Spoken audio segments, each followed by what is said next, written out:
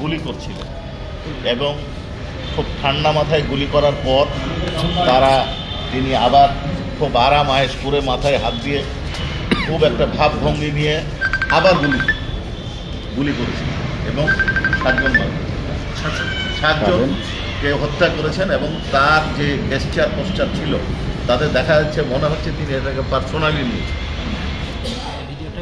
এই ভিডিওটা ভাইরাল হয়েছে, এর প্রেক্ষিতে অন্য মামলায় সে আটক ছিল, সেইখানে গত 1 জানুয়ারি তাকে গ্রেফতার করার জন্য মাননীয় ট্রাইব্যুনালে পিটিশন দেওয়া হয়েছিল। মাননীয় ট্রাইব্যুনাল প্রাথমিক পর্যায়ে তার প্রোডাকশন ওয়ারেন্ট দিয়ে আজকে নিয়ে এসছেন, আজকে ডিটেনশনের আদেশ দিয়েছেন। পরবর্তী তারিখ হচ্ছে 23শে ফেব্রুয়ারি। আজকে কি জি, এটার বিষয়ে আমাদের বক্তব্য হচ্ছে, আমার পাশে সংশ্লিষ্ট প্রসিকিউটর সাহেব আছেন, উনিও বলবেন। সেটা হচ্ছে যে আমরা বাকিদেরকে আইডেন্টিফাই করার চেষ্টা করছি এবং ভিডিওটা আমাদের কাছে সংরক্ষিত আছে। শিগগিরই আমরা আইডেন্টিফাই করার পরে আয়ো রিপোর্টের প্রেক্ষিতে আয়ো এই কাজটা চালাচ্ছেন, চেষ্টা করছেন। গ্রেপ্তারের পিটিশন আমাদেরকে দিলে আমরা তখন এটাকে প্রোডাকশন ওয়ারেন্টটা কবে ইস্যু হয়েছিল? 1 জানুয়ারি। হত্যার অভিযোগ কয়জন তো হত্যার? এই ভিডিওটি আপনারা দেখেছেন, এটা ব্যাপক ভাইরাল হয়েছে। প্রাথমিকভাবে সুজন হোসেনকে শাহবাগ থানার মামলায় গ্রেপ্তার করা হয়েছিল। পরবর্তীতে আমরা 1/2025 তারিখে প্রোডাকশন ওয়ারেন্ট ইস্যু করার জন্য অ্যাপ্লিকেশন দিয়েছিলাম, মাননীয় ট্রাইব্যুনাল সেটা মঞ্জুর করেছিলেন এবং সে মতে আজকে কনস্টেবল সুজন হাজির হয়েছে এবং ট্রাইব্যুনাল তাকে কারাগারে পাঠানোর নির্দেশ দিয়েছেন। প্রাথমিকভাবে সুজন হোসেনকে সেদিন অত্যন্ত অ্যারোগ্যান্ট, অত্যন্ত উৎফুল্ল চিত্ত মনে হয়েছিল, তাকে গ্রেপ্তার করা হয়েছে এবং আমরা এটা তদন্ত করছি যে ওই ঘটনার সময়ে আরও কারা কারা জড়িত ছিল সেটা আমরা ফাইন্ড আউট করার চেষ্টা করছি। ভাই, যাত্রাবাড়ি, আশুলিয়া, উত্তরা, চানখারপুর এসব এলাকায় ব্যাপকভাবে গুলি এবং হত্যাযজ্ঞ হয়েছে। তো আপনারা যেটা বলছেন যে তাকে সরাসরি গুলি করতে দেখা গেছে এবং দেখা গেছে, তাহলে কি আপনারা এইসব এলাকায় যারা জড়িত এদেরকে আইডেন্টিফাই করে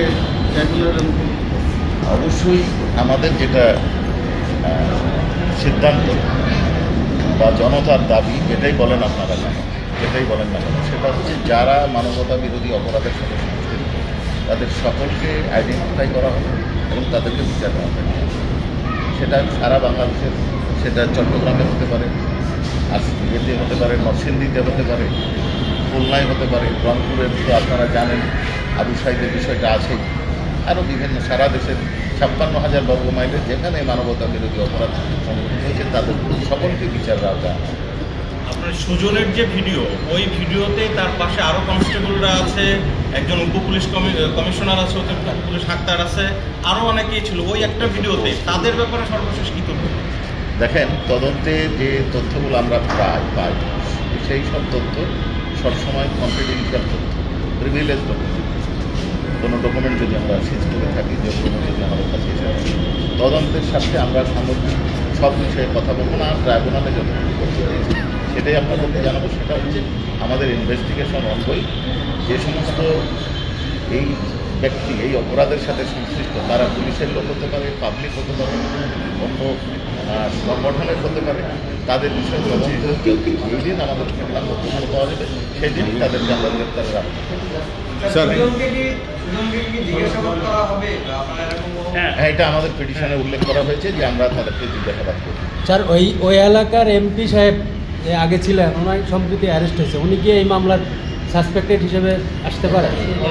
আমি অগ্রিম কোনো কথা বলবো না। ইনভেস্টিগেশন চলছে। ইনভেস্টিগেশন এজেন্সি আমাদের কাছে যে আবেদন জানাবেন, যে রিপোর্ট দেবেন, তার ভিত্তিতে আমরা অ্যাকশন প্রয়োজনে তাদেরকে আমরা সাজেশন দেবো। তবে গোপনীয় কোনো বিষয় বা ইনভেস্টিগেশন সংক্রান্ত যেটা ইনভেস্টিগেশন হ্যাম্পার করবে সেই ধরনের কোনো বক্তব্য আমরা এখানে দেব। আজকের অর্ডারটা হচ্ছে গত আমাদের ইনভেস্টিগেশন এজেন্সির আবেদনের প্রেক্ষিতে ট্রাইব্যুনালে 1 জানুয়ারি 2025 আমরা আবেদন দিয়েছিলাম তাকে। অন্য মামলায় সে যেহেতু জেলাজতে আছে তাকে প্রোডাকশন নিয়ে ট্রাইব্যুনালে নিয়ে আসা হোক এবং ডিটেন করা হোক। এই মামলার অর্থাৎ যে কেসটা আমরা ফাইল করছি সেটার নিষ্পত্তি না হওয়া পর্যন্ত। গতদিন অনারেবল ট্রাইব্যুনাল আমাদের আবেদনের প্রাথমিক আবেদনটা মঞ্জুর করে পিডব্লিউ দিয়ে তাকে আজকে নিয়ে আসছেন এবং আজকে ডকুমেন্টস দেখার পর তার ডিটেনশন জরুরি মনে করেছেন ট্রাইব্যুনাল এবং তার ডিটেনশনের আদেশ দিয়েছেন। পরবর্তী ধার্য তারিখ আমি আগে বলেছি 23 সেপ্টেম্বর।